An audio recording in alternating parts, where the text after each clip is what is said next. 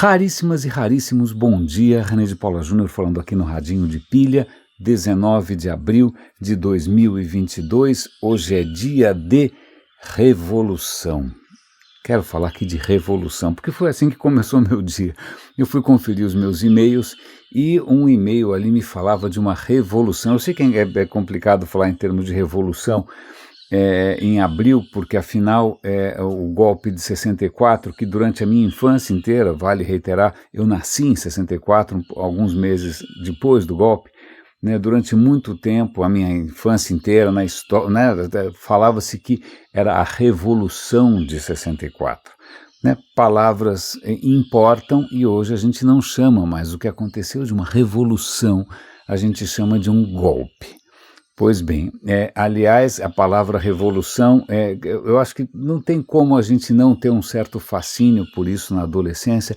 Eu me lembro de ter, num certo momento, ali 17, 18, 19 anos, começado a me interessar pelo tema, comprei uns livrinhos aqui, uns livrinhos acolá, e por que será? Talvez por essa dificuldade juvenil de entender a complexidade do mundo. Você sai da infância, onde tudo é meio, né, Walt Disney, se você teve sorte, se você não cresceu em condições muito desfavoráveis, né, mas aí quando você começa a chegar perto do mundo adulto, você percebe que é tudo muito mais complicado, e aí talvez por conta disso, por você não conseguir assimilar ou ter medo, né, dessa complexidade toda, você fica sonhando com alguma revolução que torne tudo menos hipócrita, menos isso, menos aquilo. Alguém já disse, inclusive, que os franceses adoram falar em revolução porque eles não conseguem consertar nada. Né? Então você não consegue consertar, você não consegue fazer acordos, compromissos, né, soluções ali que agradem a todos, você chuta o balde e seja o que Deus quiser.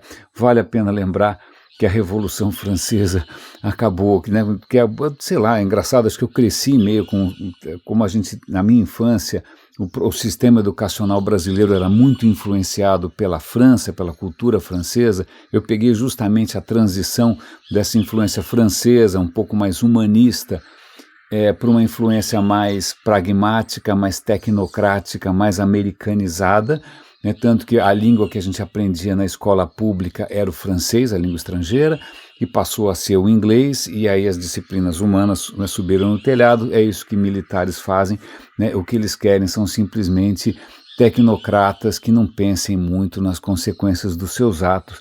E naqueles tempos duros, se você tivesse um livro com o título Revolução, não era talvez fosse um passaporte por uma sessão, né, de perguntas acompanhada de pauladas, não é mesmo?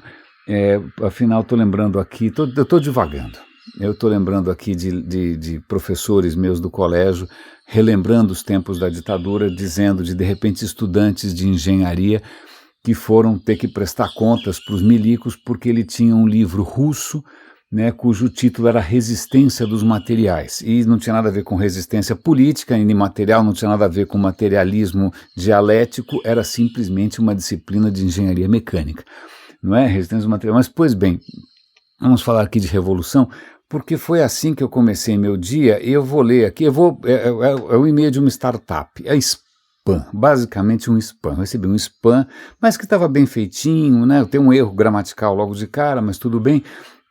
Eu vou poupá-los do nome da startup e o título é assim, a Startup X, né, não importa qual, a startup e a revolução da Web3.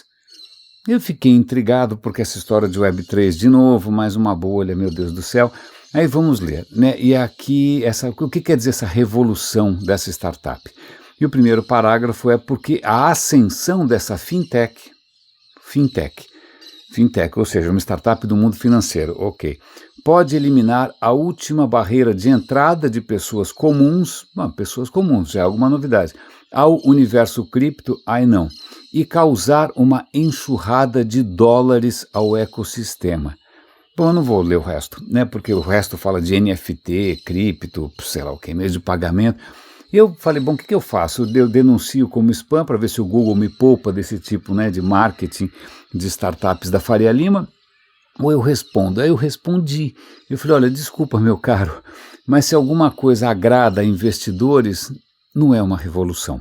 Então, bom, agora eu estou aqui conversando com o rapaz, tentando deixar mais claro que eu não estou falando aqui como um lulista ou como alguém do PCdoB, não é nada disso, né? E tentando mostrar, inclusive, que existe uma outra visão um pouquinho mais responsável, ou tentando ser bastante mais ética, que é a própria visão do MIT. Né? Hoje, aliás, eu me deparei, eu abri o aplicativo do MIT, o MIT é um instituto de tecnologia de Massachusetts, dessa vez eu não engasguei. Ele tem um canal, um veículo que é extremamente interessante, que é o Technology Review. Eu assino, né, tanto na forma digital quanto na forma impressa. Recebi recentemente a sua revista bimestral, muito boa. Mas aqui tem, olha só, né, se a gente entrar hoje no MIT, eles estão com uma série nova sobre o colonialismo digital. Né? Aqui o título é A inteligência artificial está criando uma nova ordem mundial colonial. Um outro artigo dentro dessa série: a vigilância privada na África do Sul está alimentando um apartheid digital. Mais um outro artigo, também do MIT: o problema da desigualdade na inteligência artificial. Mais um aqui, como que a mineração de Bitcoin devastou essa cidade em Nova York, no estado de Nova York. Mais um aqui: um golpe de 620 milhões de dólares, apenas mais um dia nas criptomoedas. E mais um artigo aqui: decepção, trabalhadores explorados e pagamento em dinheiro e suborno. Como que o WorldCoin, que é uma startup dessas que levantam milhões de dólares das Faria Limas, recrutou. Bom, eu estou lendo as manchetes do Technology Review para mostrar como o discurso de tecnologia no Brasil está, a meu ver, atrasado e raso. A gente continua cobrindo tecnologia como se ela existisse no vácuo. A gente não caiu a ficha ainda dos impactos que isso tem. E acho que isso vai ser um bom eixo para o radinho de hoje, por inúmeras razões. Vamos ver se eu consigo costurar as coisas. Esse da África do Sul que eu acabei de mencionar, ele me lembrou, no tempo que eu era novinho, né, que o Brasil estava saindo da ditadura. Se eu não me engano, a Folha de São Paulo fez um evento na GV, na Faculdade Getúlio Vargas, que era o Brasil depois do autoritarismo. E eu me lembro de uma palestra extremamente interessante, acho que era do Marzagão, sobre a questão militar e a questão da segurança privada. E ele comentou naquele momento, eu lembrei disso 30 anos depois, não é? Lendo esse artigo da África do Sul, porque naquele momento ele comentou que no Brasil, se você pegasse o efetivo militar, né, os soldados, aquele pessoal que eu não sei o que eles estão fazendo o dia inteiro, né, se você somar o efetivo militar no Brasil, era inferior ao número de seguranças particulares, porque o Brasil tem tantos seguranças particulares aí na porta dos edifícios, né, todo mundo de terno, você não sabe se o cara está armado ou não. O contingente dessas seguranças privadas no Brasil era maior do que o contingente militar. Eu lembrei disso 30 anos depois, porque tem um artigo aqui nessa série sobre o colonialismo digital, sobre a África do Sul. A África do Sul, vale lembrar que eles estão passando por uma tragédia de proporções bíblicas, inundações colossais, enchentes, centenas, acho que 500 e tantas pessoas já morreram, né? Mais um extremo climático, mais um sinal para a gente ver o impacto do que a gente chamou de progresso, né? E continua chamando de progresso. Logo, logo eu vou falar das criptomoedas de novo, do seu impacto ambiental, não é mesmo? Mas na África do Sul, que é um país profundamente desigual, com uma história brutal, né, pelo menos eles, assim, 2 prêmios Nobel saíram dali, o Desmond Tutu e o Nelson Mandela, e justamente onde eles nasceram, a repórter vai lá verificar o que está acontecendo, né, no berço de 2 prêmios Nobel. O que está acontecendo é preocupante. O que acontece é que uma empresa, que eu já esqueci como é que chama, Venacan, Vemacan, como é que chama a empresa? Que diabo? Ela está criando Vulmacan, eu não sei o que quer dizer Vulma, tá? Vilmacan. Ela está oferecendo a preços módicos, né, acesso ao seu sistema de vigilância. Ela está cobrindo a cidade de Joanesburgo, por exemplo, com câmeras de segurança por todo lado, com o logotipo ali, essas imagens todas vão para uma central, essa central tem, aliás, vale lembrar, né? Isso é interessante, você tem agora esse sistema de monitoramento, em princípio, para garantir a segurança pública, certo? Roubos, etc. Então. Porque afinal é uma cidade, um país violento também, não é? Mas isso só é possível porque, sei lá, 10 anos atrás não seria possível você ter um sistema de vigilância desse tamanho, porque você não tinha, ainda mais na África do Sul, você não tinha infraestrutura, você ia ter que cabear todas as câmeras e tal. E depois o que você faz com essas imagens? Você não tinha capacidade de processamento, armazenamento, tal. O que acontece é que nos últimos anos a inteligência artificial, ou que a gente teimosamente chama de inteligência artificial, se é que isso é inteligência, ela se comoditizou, está muito mais acessível, então o que essa empresa faz, ela tem milhares de câmeras espalhadas pela cidade, ninguém sabe exatamente o que eles estão capturando, eles juram de pé junto que eles não estão fazendo reconhecimento facial, imagina, temos preocupação com ética, sei, né? Mas as câmeras têm ali algoritmos que ficam prestando atenção se as pessoas fazem coisas suspeitas. E aí o repórter visita ali a central de controle, onde de repente uma das câmeras, pip, pip, pip, mostra ali, olha, essa mulher ficou de pé muito perto daquele carro. Será que está acontecendo alguma coisa? Olha, aquele cara saiu correndo, será porque isso também é uma coisa suspeita? Ela não comentou ali se a câmera, por acaso, na África do Sul, né, tinha uma tolerância menor com personagens de pele mais escura. Provavelmente sim. Então você tem uma empresa privada monitorando absolutamente todo mundo, vendendo esses serviços para quem pode pagar, e adivinha quem pode pagar? É gente da elite apavorada, com medo de que roubem o seu Rolex. Então, você está vendo ali justamente a, entre aspas, inteligência artificial, porque a gente não sabe até que ponto essa inteligência é inteligente, até que ponto ela está reforçando preconceitos, ela está, na verdade, aumentando a desigualdade, né? Que é o título, inclusive, de um outro artigo aqui do David Rothman, na Technology Review, que é justamente sobre um livro chamado, um ensaio que saiu no livro que chama A Armadilha de Turing. Turing é o Alan Turing, né, um dos pais da computação, a promessa e o perigo da inteligência artificial parecida com a humana. E o que ele está dizendo aqui é que o foco em você criar inteligência artificial a mais semelhante à nossa, se é que a nossa merece o título, eu ando muito em dúvida. Ao invés disso, vamos chamar de revolucionar, né, de fazer coisas que a gente não fazia antes, o que isso tem feito é justamente tentar substituir aquilo que humanos fazem. Então, isso tem gerado desemprego, isso tem gerado exploração, isso tem gerado concentração de renda. Veja, não é o PT, o PCdoB, o PSOL, o PV, não, isso é o MIT. Tá bom? Eu acabei de voltar de lá e estou completamente com a cabeça de ponta cabeça, literalmente, porque eu vi lá uma preocupação gigante com a sociedade, gigante com a ética, e quando eu venho aqui para o Brasil, eu estou falando sozinho. Isso é enlouquecedor. Então, enquanto eu desenlouqueço aqui, conversando com vocês, vamos continuar aqui com outros assuntos que são bastante interessantes.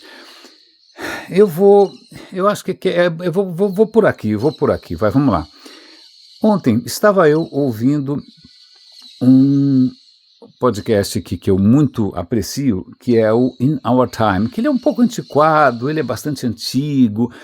Você tem ali o apresentador, que é o Melvin Bragg, ele convida vários acadêmicos para falar de maneira séria, sem fazer piada, sem tocar musiquinha, sem fazer barulheira, sobre assuntos os mais diversos. E ontem eu ouvi 2 episódios. Então, para, em princípio, mudar de assunto, mas nem tanto, eu vou falar sobre um dos episódios que é sobre vampiros. Mais especificamente, sobre um livro que inaugura essa questão dos vampiros na literatura. Então vamos ter que voltar um pouco no tempo e, curiosamente, aqui tem um pouco de mudanças climáticas também, enquanto o interfone toca. A questão é muito interessante porque, fiz uma pequena pausa aqui, estava tocando o interfone, não sei se vocês tinham percebido, vamos retomar aqui a nossa conversação. Por que em 1816, alguns personagens, um deles na época, basicamente um popstar, que era o Lord Byron, era praticamente uma das primeiras celebridades, né, no mundo literário, celebridade mesmo, tinha fãs, recebia cartas eróticas, uma coisa louca. Pois bem, o que acontece é que um pouquinho antes, né, um vulcão, acho que, se eu não me engano, foi Krakatoa, se eu não me engano, na Indonésia, né, um vulcão, bum, explode, mais ou menos como esse vulcão acabou de explodir, o Tonga, mas foi maior, tá bom? Tanto que você teve tímpanos perfurados de os marinheiros que estavam no mar, naquela região ali, até dezenas de quilômetros, tiveram o tímpano estourado pela violência da explosão. Pois bem, esse vulcão lançou resíduos na atmosfera, né, esses resíduos se espalharam e isso provocou o quê? Um inverno global e o tempo ficou simplesmente escabroso. Isso ficou uma coisa do outro mundo, ficou uma coisa medonha. Então, o Byron estava em Londres, o tempo estava muito ruim, estava uma coisa horrorosa, ele resolve juntar os amigos e alugar uma vila na Suíça, chique, a vila de Diodati, e aí eles estão ali, mas o que acontece, o tempo na Suíça, adivinha, estava uma porcaria também, tudo muito ruim, tempestades, relâmpagos, e ele resolve estar com os amigos ali, vamos fazer aqui uma brincadeira, vamos escrever contos de terror. Somos todos escritores aqui. Quem mais estava lá? Estava o Percy Shelley, que era também um escritor bastante promissor, e ele tinha acabado de fugir com uma moça, que acabou sendo conhecida como Mary Shelley, talvez o nome para você lembre algum negócio, e por acaso tinha outras pessoas, e tinha também um amigo do Lord Byron, que era um cara chamado Polidori, John Polidori, um gênio, um rapaz se formou em medicina com 19 anos, era o médico do Byron, excelente companhia, um rapaz talentosíssimo e tal. E aí, nessa noite tenebrosa, com relâmpagos e trovões, o Byron, ele começou a escrever uma história, ele acabou abandonando, ele não continuou o texto, ele contou a história dele para todo mundo, e a Mary Shelley, né, nesse mesmo desafio, ela escreveu Frankenstein. Frankenstein foi escrito pela Mary Shelley nessa casinha, nesse chalé, ou seja, o que for suíço, no meio de uma tempestade danada provocada por um vulcão que provocou um inverno global. Bom, em suma. Mas a gente não está aqui para falar da Mary Shelley e do Frankenstein. A gente está aqui para falar do seguinte. Pois bem, o Byron, ele contou uma história de terror, mas ele, em princípio, não registrou. Esse amigo dele fez uma manobra, eu não vou contar muitos detalhes, mas alguns anos depois aparece no jornal, olha, aqui está uma história de terror que foi imaginada pelo Lord Byron, que ele não escreveu, mas é dele. Bom, em suma, esse Polidori resolveu roubar a história do Byron, ele escreveu um livro e para pegar carona aí na popularidade do Byron, ele atribuiu a autoria, pelo menos, né, a ideia da história toda ao Byron. O livro fez muito sucesso, o Byron ficou furioso, acusou o Polidori de plágio, né, também de praticamente roubar, de capitalizar de maneira não autorizada da sua própria marca pessoal, né, o Byron já era uma marca, uma brand, então ele abusou do branding Byron. Pois bem, esse Polidori caiu em desgraça, o rapaz nunca mais conseguiu emplacar nada, e ele morre de maneira que leva para sugerir que ele se matou aos 26 anos. História trágica, tá bom? Mas que livro era esse? E aí vem a história mais interessante. O livro se chamava O Vampiro. E, bom, mas ninguém tinha escrito, mas não foi o Bram Stoker que escreveu o Drácula, mas calma, vamos voltar porque a história é mais interessante ainda. Quando, vamos lá, Império Austro-Húngaro, né, porque teve um império chamado Império Austro-Húngaro, católico, etc. e tal, ele começou a se expandir pela Europa, ele acabou tirando dos otomanos, havia um império, que era o Império Otomano, ele tirou dos otomanos, ele conquistou uma área que hoje é a Sérvia. A Sérvia ou Sérvia, eu nunca sei direito. Vamos chamar Sérvia, ou é Sérvia, não sei. E também uma parte da Romênia.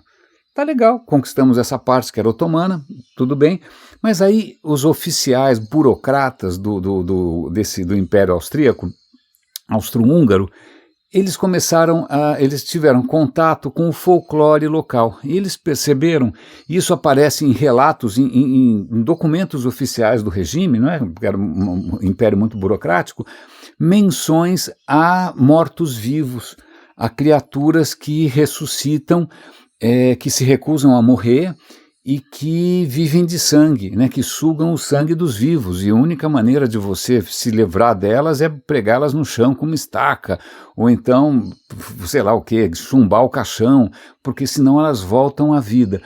E isso provoca uma certa estranheza na burocracia, mas não tem muito reflexo. Algum tempo depois, essas histórias continuam se acumulando, são centenas de relatos, e isso chama a atenção da nascente comunidade científica, porque eu sei que parece incrível que em algum momento alguém tenha dado bola para a ciência, né, nesse mundo, mas é a época em que o iluminismo, a crença na razão, na ciência, começa a dominar o cenário intelectual, e as pessoas não vão mais acreditar em folclore, em coisas místicas, em coisas esotéricas, do além, etc. e tal. Então, muitos especialistas começam a debater o que está acontecendo, se de repente esses mortos-vivos é isso mesmo, se não é algum tipo de doença, se não é algum fenômeno, se as pessoas não é um caso de histeria coletiva. Então tem um certo frisson no ar com essa noção dos vampiros, que não eram chamados necessariamente de vampiros, mas eram mortos-vivos. São 3 características: são mortos-vivos, se alimentam de sangue. Qual é a terceira? Eu já esqueci. Mas era isso, basicamente. O que acontece é que dentro desse frisson todo e também dessa pegada um pouco cientificista, vale a pena lembrar que já que eu falei dessa noite tão importante nessa casa na Suíça, vale a pena lembrar que o Frankenstein, que é uma história de terror escrita pela Mary Shelley, é uma história de ciência, é um cientista que está tentando ressuscitar um corpo, certo? Certo. Pois bem, então vamos voltar lá para o Polidori. A história dele é a história de um vampiro, né, pegando carona nessa história toda, esses mortos-vivos que se alimentam de sangue. Só que tem uma novidade aí, uma novidade extremamente interessante. Como é que é a história do livro? Eu vou contar, o spoiler alert, ninguém vai ler esse livro mesmo, mas a história é assim: são 2 amigos, um rapaz conhece outro rapaz que é muito encantador, muito bacana, eles se encantam, eles resolvem viajar juntos pela Europa. Né? São ricos, são jovens, por que não? Né? E aí, assim que ele vai começar essa viagem, ele começa a receber de amigos, se eu não me engano da irmã dele, ele começa a receber cartas dizendo: afaste-se desse cara, esse cara é um mulherengo, esse cara é um golpista, ele é uma figura perversa, ele é uma figura destrutiva, não combina com você, não é companhia para você. Ok, ele acaba desistindo dessa viagem com o rapaz, fica um pouco impressionado com esses relatos tão negativos, etc. E aí ele vai cuidar da vida, ele vai para a Grécia, e aí ele se apaixona por uma mocinha grega.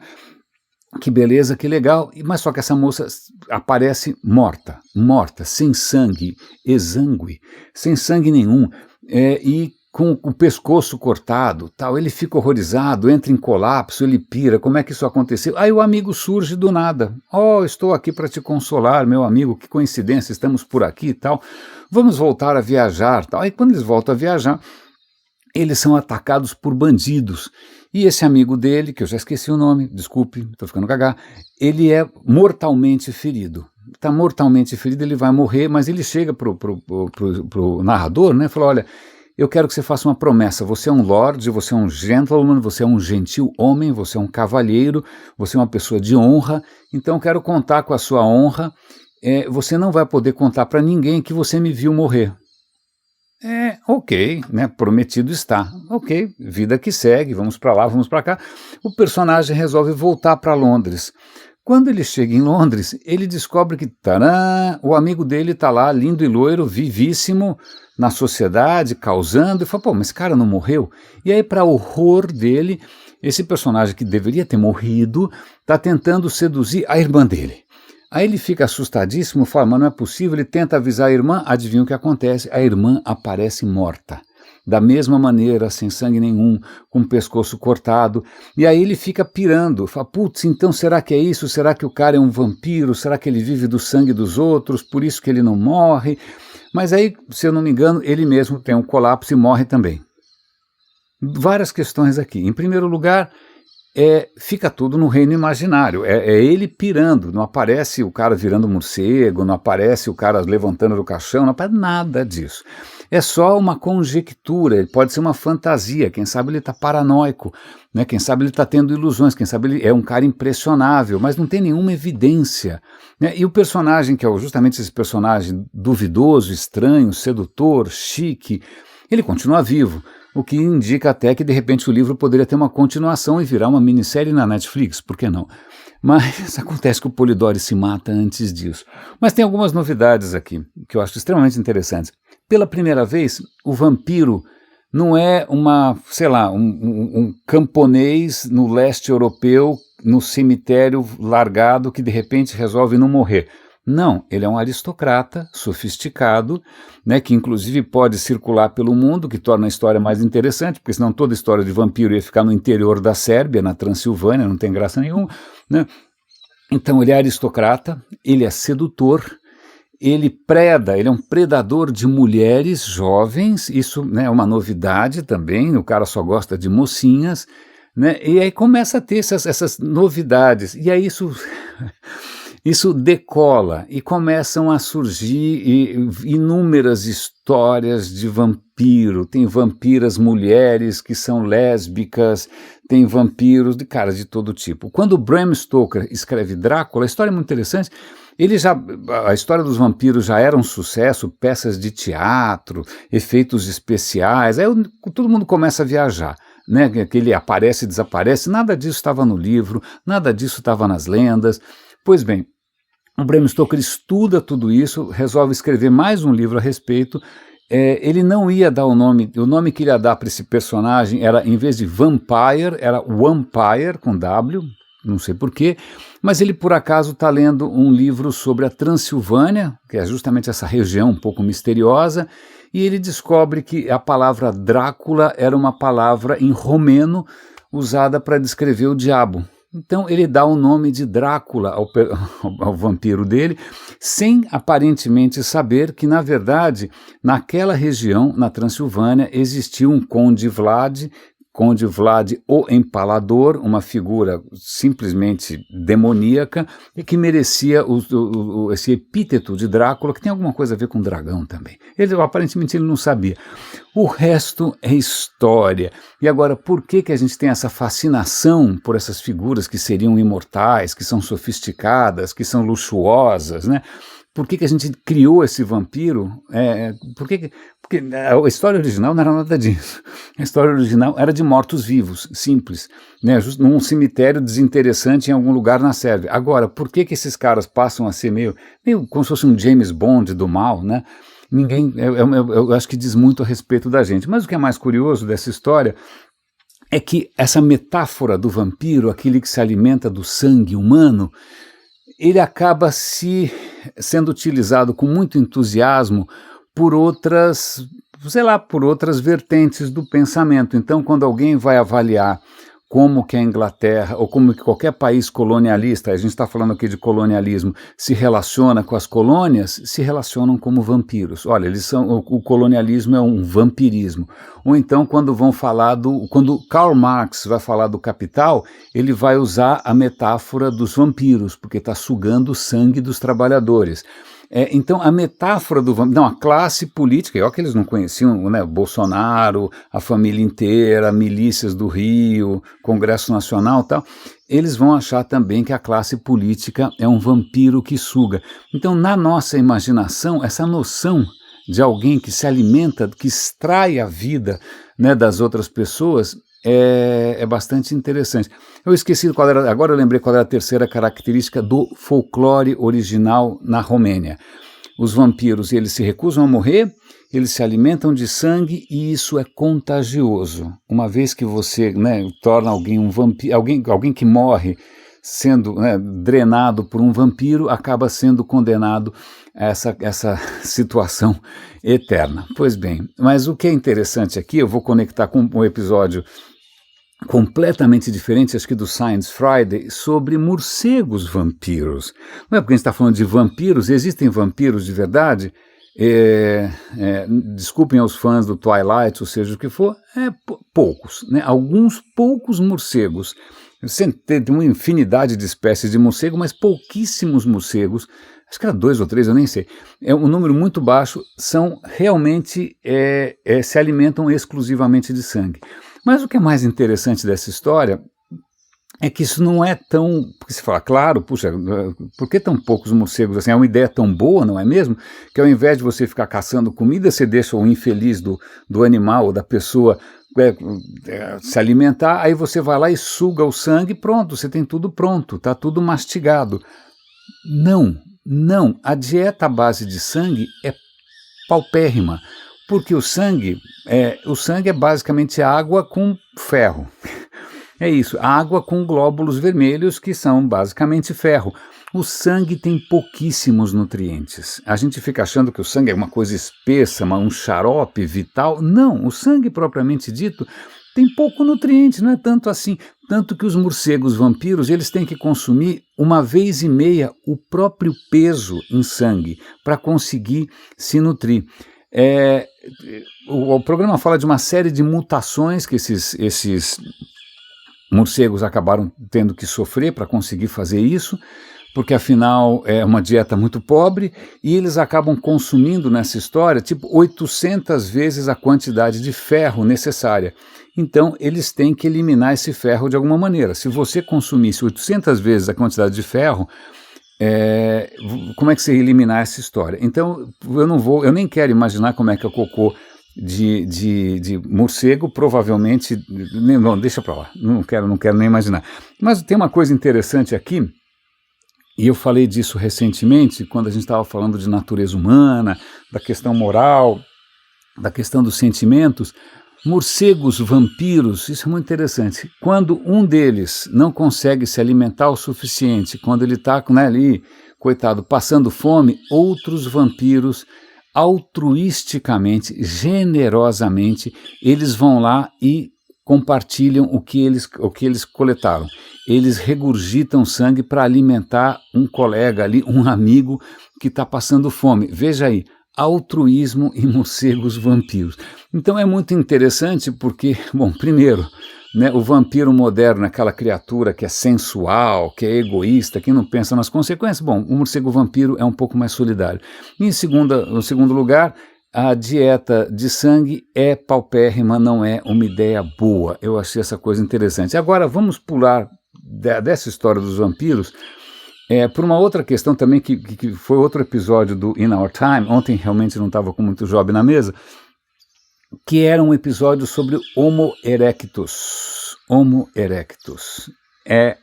E eu vou confessar para vocês que eu tenho muito o que digerir desse episódio, e vocês vão ser aí os primeiríssimos a, de alguma maneira, compartilharem comigo dessas primeiras reflexões. Vamos lá, o que é o Homo erectus?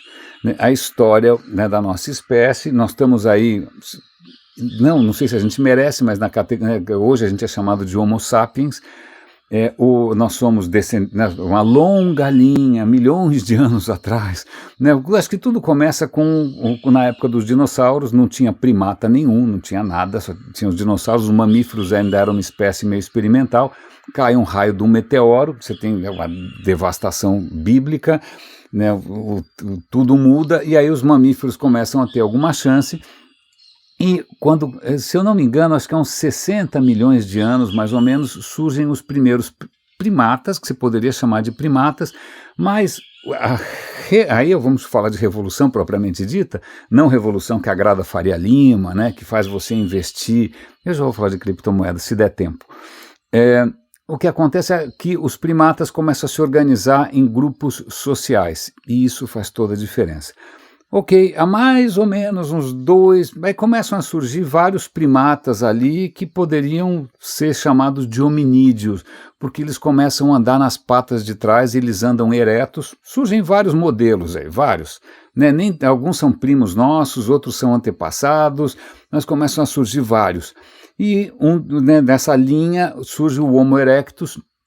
O Homo erectus começa a desenvolver ferramentas, ele começa a viver em grupos de até mais ou menos 100 pessoas. O cérebro do Homo erectus é muito maior, ele é 80% maior do que qualquer outro primata, com um cabeção. Ele vive em grupos de mais ou menos 100 pessoas e ele vive feliz e contente por mais ou menos 2 milhões de anos. Não estou brincando.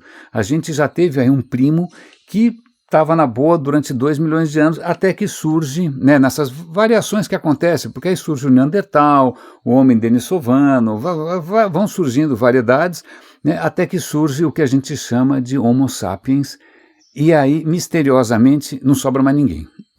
Não é um passado meio estranho, né? Por que antes a gente tinha 8 ou 9 ao mesmo tempo, né, convivendo, um aqui, outro acolá, tal? Quando surge o Homo sapiens, pouquíssimo tempo depois, a casa caiu, né? Há pouquíssimo tempo depois só sobra a gente. Mas o que é interessante aqui é o mediador, ele faz uma pergunta interessante, mas por que a gente passou a andar em 2 patas? Qual é a graça? Por que a gente desceu das árvores? E aí vem uma questão que eu efetivamente não sabia. Eu comentei ontem com vocês que o subsolo do planeta, o interior do planeta, é um saco de gatos, é uma coisa instável. Embaixo da África você tem várias coisas acontecendo ali que promovem uma certa instabilidade. Vale lembrar que os continentes já estiveram todos juntos, se separaram, mas a própria África, em algum momento, ela começou a passar por um processo que eu estou ouvindo passarinhos aqui. Puxa, que legal. Vocês não vão perceber porque como eu vou acrescentar passarinhos, a hora que eu acabar essa gravação, ele vai se misturar, mas nesse exato momento tem passarinhos aqui ao meu lado, o que é bastante interessante. Mas, bom, voltando para a questão da natureza. A África, né, que vamos imaginar que durante muito tempo você tinha alguma coisa parecida com a floresta amazônica. Aliás, a floresta amazônica não mudou nada nos últimos centenas de milhões de anos. É a mesma coisa, né? Acontece que aquela região também era assim, até que o chão começou a se mexer. Numa região ali na Etiópia, que o solo começou a subir, você começou a ter montanhas se levantando, o solo subiu, a coisa mudou pra caramba, aquilo virou um vale, o que não era um vale, virou um vale, um pouco mais alto, acho que sobe quase 1.000 metros. Cara, de uma hora para outra mudou tudo, né? Antes era uma floresta como a floresta amazônica e de uma hora para outra os rios deixaram de ser rios, passaram a ser lagos, né? As grandes florestas começam a ter uma diversidade gigante de ambientes. Eles dizem que na Etiópia hoje você dá 3 passos, você sai de um deserto, entra numa floresta, então de uma hora para outra o ambiente se diversificou muito. E os primatas que estavam ali não tinham muita escolha, certo? Certo. Isso acabou promovendo a evolução, porque simplesmente por razões tectônicas, né, razões geológicas, a paisagem começou a mudar, a natureza mudou e isso teria propiciado talvez aí que os primatas começassem a explorar outros ambientes que eles não estavam acostumados. Tem uma questão muito interessante, que isso talvez explique porque a partir de um certo momento os nossos ancestrais começam a se espalhar, começam a sair dali em direção ao norte da África e Europa. Uma das razões é que por mudanças climáticas também, o regime de chuvas muda e de repente os lagos começam a inchar demais, a encher demais. E imagina, o lago, você está num vale, né? O lago começa a subir que nem um louco. Você tem 2 opções, como é um vale, ou você vai para baixo ou você vai para cima. Os que foram para baixo, ok? Agora os que foram para cima foram na direção do Oriente Médio, foram na direção da Europa. Então isso teria explicado a pressão para a gente se deslocar daquele lugar. Muito interessante, vamos focar no Homo erectus, o Homo sapiens fica para depois. Mas o Homo erectus desenvolve ferramentas, ele começa a colaborar, você tem vestígios do que talvez fosse já algum tipo de arte, eles acharam numa concha ali uns desenhos geométricos, e ele vive feliz e contente durante muito tempo. Eu não vou ficar... o episódio durou 50 minutos, eu não vou contar tudo, mas uma coisa me chamou a atenção, e isso para mim eu nem sei, tem que estar escrito na minha lápide, né? Que é a seguinte, esse é um programa de rádio, Então ele tem um tempo fixo, mas na versão do podcast, quando acaba o programa de rádio, o apresentador concede aos convidados alguns minutos a mais. O que vocês queriam ter falado que vocês não falaram? Aí tem mais 9, 10 minutinhos ali de papo. E aí um dos caras ali falou uma coisa que eu achei interessante. É o seguinte, a gente, durante muito tempo, a gente focou no progresso humano, ou da nossa história, da nossa espécie, através das ferramentas, né? Veja bem, você tem um machado achuleano, e eu não estou brincando, eu tenho na minha prateleira aqui uma réplica de uma pedra lascada achuleana, e também tem uma outra réplica de uma faca de pedra lascada. Eu sei que é meio bizarro, eu sei que é meio estranho, mas eu sinto uma estranha conexão, né, com quem fez, né, essas coisas. Acho que é uma réplica de verdade, não sei, mas de qualquer maneira. Então a gente fica focando no avanço das ferramentas. A pedra lascada, a lança, seja lá o que for. Mas ele fala, olha, isso é uma tolice porque a gente não está levando em conta uma coisa fundamental. Se o Homo erectus e depois o Homo sapiens conseguiram sobreviver, não foi por causa da faca, não foi por causa do machado, foi porque eles aprenderam a trabalhar em grupo. Então o avanço não é um avanço do objeto, não é um avanço, porque o objeto é aquilo que você consegue escavar, achei um objeto. Mas a verdadeira revolução, e agora vamos falar assim de revolução, não foi descobrir o fogo, não foi descobrir a pedra, não foi descobrir a lança. A revolução é como que você colabora. E nisso você envolve várias coisas. Regras do jogo, você envolve linguagem, você envolve inclusive ensino. Porque algumas coisas que esses caras faziam era sofisticado demais, eram etapas demais, era complexo demais para você só observar e aprender. Tinha que ter alguma maneira de você transmitir esse conhecimento. Então, o que aconteceu ali, que é isso que a gente tem que botar na nossa cachola e parar de pensar só nas ferramentas e nas tecnologias, é que, um cara sozinho inventou uma pedra lascada, mas ele não ficou com essa, não sentou em cima. E o que me faz lembrar do Leonardo da Vinci, que era um gênio, mas colocou todas as coisas dele na gaveta. Quase que ele não teve impacto nenhum na história da humanidade. Por sorte, alguém abriu a gaveta, certo? Bom, mas então, o antigo Leonardo da Vinci, ele descobriu uma coisa legal e ele ensinou para os outros, ele compartilhou.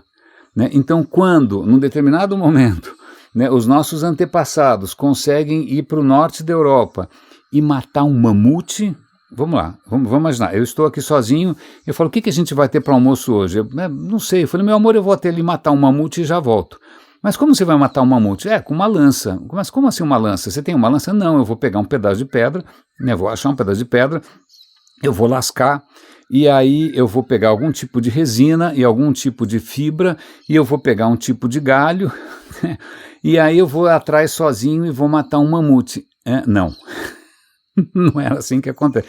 Se a gente matou mamutes até praticamente a extinção, que foi o que a gente fez, né, onde os humanos mataram os grandes mamíferos pacíficos até não sobrar nenhum, é porque a gente não só porque a caçada era coletiva, era colaborativa, mas porque todos os processos e as ferramentas envolvidas só eram possíveis através da comunicação e da colaboração.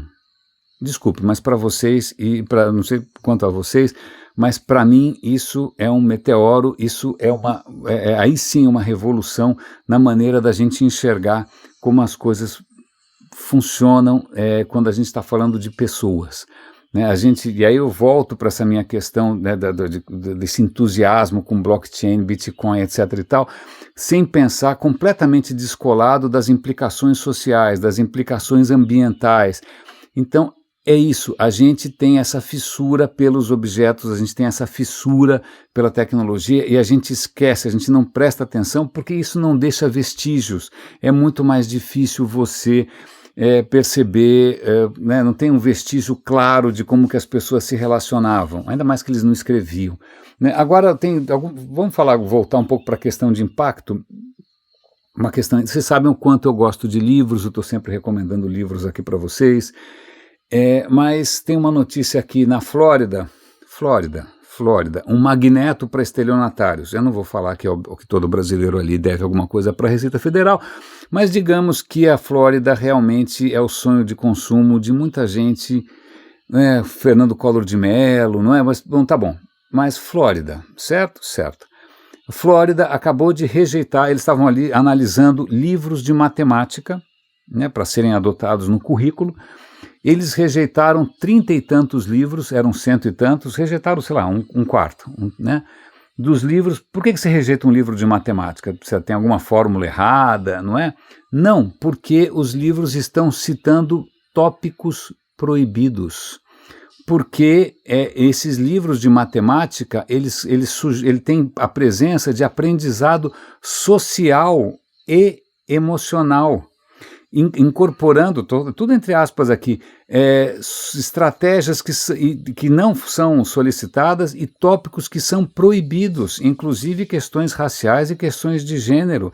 Então a questão é a seguinte, ele cita aqui em algum momento, que é o governador da Califórnia, queremos que as crianças aprendam qual é a resposta certa. Elas não têm que pensar como elas se sentem a respeito do problema. Isso se chama obscurantismo, isso se chama tecnocracia. Isso foi o que eu vivi na minha infância e na minha juventude na ditadura, quando a ditadura queria tirar todo vestígio de humanismo, tirar qualquer pensamento crítico e fazer de você um tecnocrata, que é o que a gente vê hoje, pessoas que de repente acham que Bitcoin ou criptomoedas são revoluções por si só, quando elas na verdade são maneiras dos ricos ficarem mais ricos. Nada contra rico, não estou dizendo, não estou propondo comunismo, mas simplesmente a desigualdade está aumentando. E a tecnologia está ajudando isso. E agora até, um outro artigo aqui da Wired, um artigo que começa com um parágrafo bastante interessante. Eu vou tentar ler o parágrafo para vocês, eu vou traduzir em tempo real, não sei se vai ficar bom. À medida que a gente avança no século XXI, mais aspectos das nossas vidas estão sendo controlados por algoritmos. Facebook decide qual post você vai ver no seu feed. O Google nos mostra o resultado das nossas buscas baseado no seu sistema complexo de ranqueamento. E a Amazon recomenda produtos baseados no passado das nossas compras. Não é de se espantar, então, que o marketing online esteja se tornando cada vez mais confiante em algoritmos para escrever textos eficientes. Então, qual é o futuro da web? O marketing será dominado por máquinas ou a criatividade humana será sempre necessária? Leia para descobrir. Bonito parágrafo, certo? E o parágrafo foi escrito por um robô. Lamento informar, o parágrafo foi escrito por um robô. Eles pediram para o robô, olha, o título da reportagem é essa, o futuro da web é texto marqueteiro gerado por algoritmos. Agora escreve um parágrafo de abertura. Eu vou repetir. O título, o briefing que eles deram escreva um parágrafo para o artigo que chama O Futuro da Web, é o texto, é a redação marqueteira ou publicitária gerada por algoritmos. Este parágrafo, que parece perfeitamente convincente, não foi escrito por nenhum ser humano. Foi um robô. Então, se você é um redator, se seu parceiro, sua parceira é uma redatora, se você tem amigos redatores, se você trabalha numa agência, lamento informar, a casa caiu. Porque o que eles estão colocando aqui é que, eu já tinha levantado essa questão sobre o ponto de vista de fake news, mas agora imagina o seguinte, que você tem, sei lá, você quer, e aí eles citam clientes, tem clientes usando o GPT-3, o GPT-3 é um serviço que está disponível para qualquer um. O cara tem um site de e-commerce e ele não tem tempo para escrever os textos. Então quem escreve os textos, quem dá a sugestão de texto é o robô, é o GPT-3, e ele já leva em consideração, né, esse robô, ele criou um robozinho ali que olha o site dos concorrentes que estão melhor, com a classificação melhor no Google, ou seja, que estão melhor no SEO do Google. Então ele vai ver, peraí, os produtos que aparecem primeiro no Google, que palavras que eles têm, né, como é que é o estilo do texto. Então, portanto, o robô cria um texto que, de alguma maneira, agrade ao robô do Google e também agrade ao consumidor. Agora, vamos imaginar que no futuro, na hora de passar esse briefing, ele fala, olha, agora escreve um texto para o René de Paula não resistir, porque a gente sabe o que ele gosta, a gente sabe o que ele compra, então, por favor, escreva algo irresistível para mim. Eu não sei o quanto você se sente desconfortável com isso, eu me sinto estupidamente desconfortável, não só por isso, pelo desemprego que isso pode gerar, mas por você ter robôs explorando não só as fragilidades do sistema do Google de busca, ou seja, ele vai promover as coisas artificialmente, mas como também as nossas próprias fragilidades. É um pouco assustador essa história e, de novo, o mercado brasileiro, eu não sei como é que, né, quando que a gente vai amadurecer. Tem duas questões aqui, eu não posso deixar de comentar. Eu gosto muito do trabalho da Natália Pasternak, tá bom? E ela fez um texto aqui, só para a gente mudar um pouco de tema, a gente já volta para a questão do Bitcoin, sobre medicina integrativa. Ela está contando aqui que foi lançado no Brasil o plano, em 2006, faz tempo, Plano Nacional das Práticas Integrativas e Complementares, que era uma maneira de você incorporar, né, na questão de saúde pública, a medicina alternativa. E o que ela faz aqui, o texto está muito bom, vale muito a pena ler, mandar para quem acredita em, sei lá, remédio de louco, porque, desculpa, o que é medicina alternativa? E aí ela começa a ver que no próprio texto jurídico a questão é vaga. Sabedorias tradicionais, cujo efeito, blá blá blá. Isso inclui, obviamente, homeopatia, isso inclui, sei lá, que é mais acupuntura, só que em nenhum momento é colocado se essas coisas têm fundamento ou não. E aí a Natália faz um ponto extremamente interessante, eu vou chamar a atenção aqui também para um artigo de um colega que também colabora na revista dela, Questão de Ciência. O artigo, como é que chama o autor? O autor tem um texto muito bom, mais ou menos na mesma linha. A questão o cara chama Marcelo Yamashita. 2 artigos, Marcelo Yamashita e Natália Pasternak. A questão é a seguinte, se qualquer uma dessas medicinas alternativas tiver um funcionamento real, né, que a gente faz aí um experimento e comprova, né, e é baseado em física ou química que a gente aprova, não tem problema nenhum, a gente incorpora. A medicina está louca para descobrir novas substâncias, novas ervas, tanto que a fitoterapia, que é o tratamento com chás, muitas vezes tem fundamento porque existem substâncias ativas nas plantas que fazem diferença para a nossa saúde. Então, chazinho não é necessariamente medicina alternativa, você pode, por exemplo, a aspirina é baseada numa substância natural.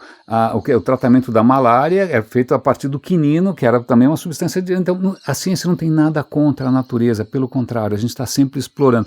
A questão é quando essas medicinas, entre aspas, alternativas, não têm fundamento nenhum.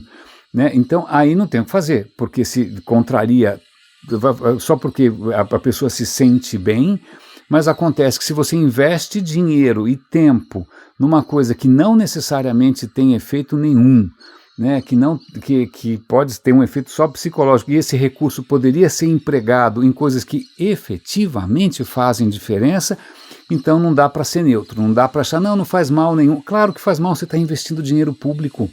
Você está treinando pessoas, investindo para alguma coisa que poderia, né, esse recurso poderia fazer diferença com tratamentos concretos. E o Marcelo Yamashita está mencionando aqui um livro completamente delirante, escrito por brasileiros em inglês, numa editora espanhola, uma coisa estranha, sobre a memória da água.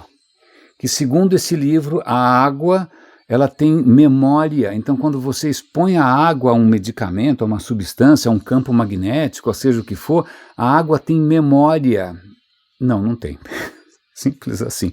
E ele inclusive questiona esse princípio de diluição da homeopatia, né, onde em princípio, quanto mais você dilui, mais efeito a coisa tem, até você ter o ponto de ter uma molécula em 1 mol que desafia a razão, desafia o entendimento.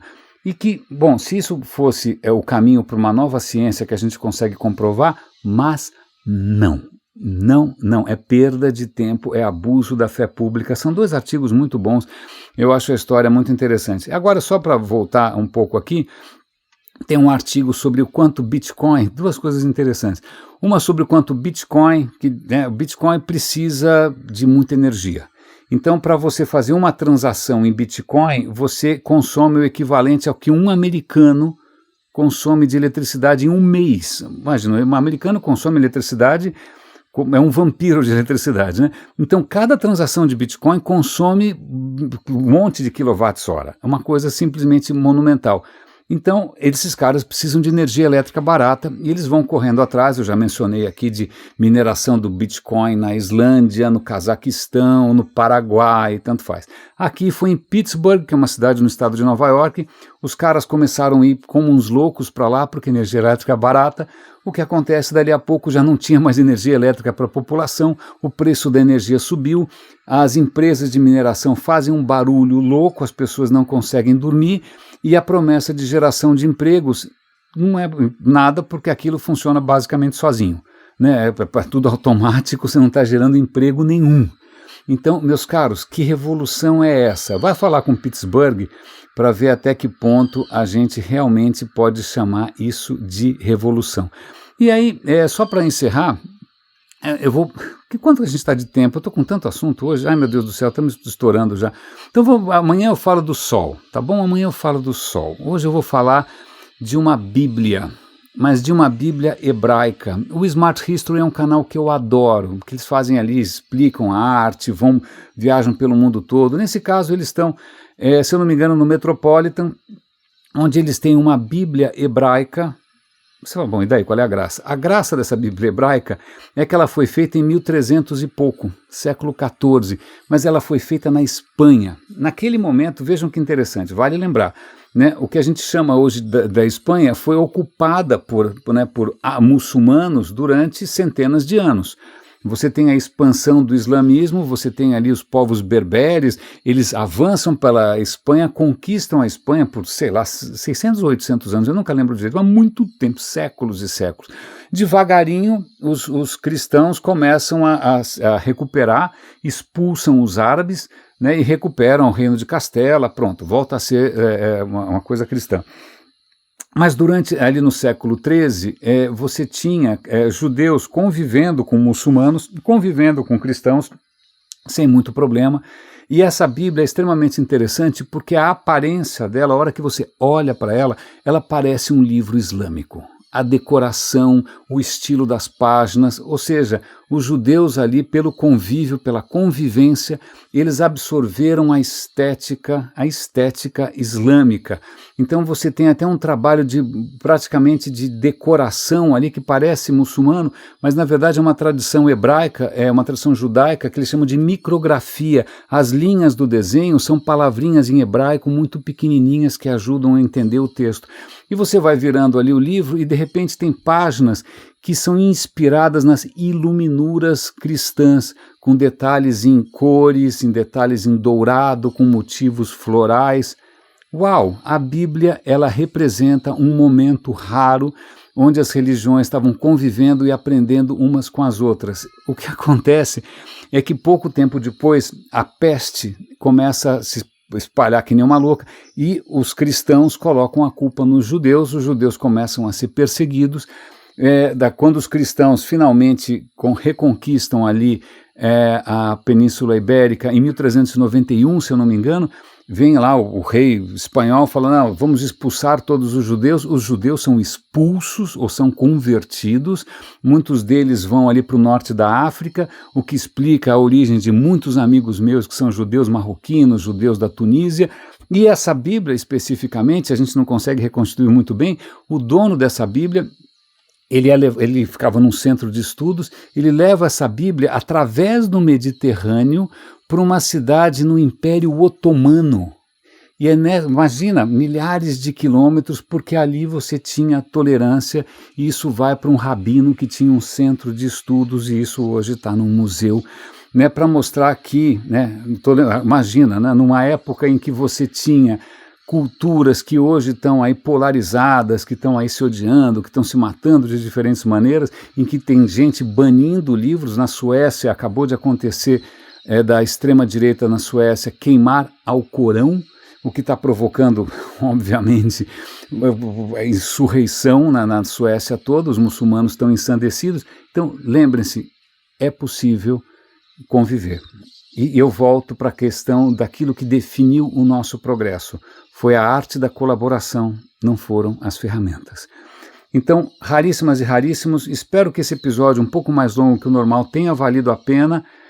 Muitas coisas estão se encaixando na minha cabeça, que valor que isso tem eu não sei, preço nem se fala, porque eu não estou conseguindo ter repercussão nenhuma, né, no mercado, não está fazendo diferença, mas pelo menos na minha cabeça eu estou conseguindo aqui articular algumas coisas que eu acho que podem fazer diferença. Falta saber se eu vou conseguir deixar alguma semente aí. Raríssimas e raríssimos, muito obrigado pelo apoio, pelas conversas. Agradeço ao Raríssimo hoje que me deu dica de um canal de ciência, de física, de uma brasileira, uma moça. Vou dar o link aqui para quem quiser. É um canal de divulgação extremamente interessante. Como é que chama a moça? Eu até vou dar uma olhada aqui. Twitter, onde estamos, Alisson, ok, a moça se chama, o canal se chama Import Hobbies, a moça se chama Roberta Duarte. Parabéns para Roberta, estamos junto, hashtag tamo junto, tentando levantar essa tocha aí da ciência e da tolerância e do entendimento em tempos não necessariamente propícios. Um grande abraço e até amanhã.